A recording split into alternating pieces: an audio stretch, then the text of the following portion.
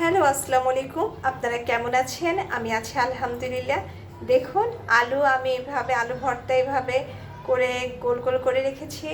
আর এখানে ডিম ভাজার জন্য ডিম ফেটে রেখেছি। এটা দিয়ে একটু চুপ দিয়ে আমি এই আলু ভর্তাটা একটু ভেজে ফেলব। খেতে কিন্তু দারুণ স্বাদ হবে। আর যেটুকু ডিম বাঁচবে ওইটা আমি পরে ভেজে ফেলবো।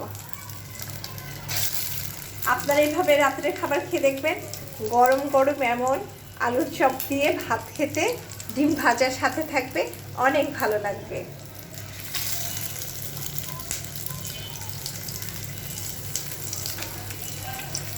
এমন খাবার আমি রাত্রে খেতে পছন্দ করি, আর বিশেষ করে শীতের দিনে তো আরও এইভাবে করে আপনাদের খাওয়াবো, দেখাবো।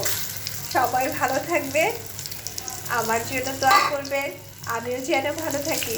দেখুন কি সুন্দর হয়েছে। এভাবে করে আমি উল্টিয়ে দিব।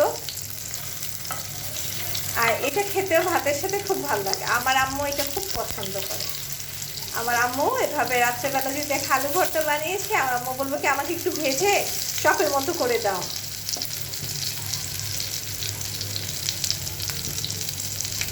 কেমন হয়েছে?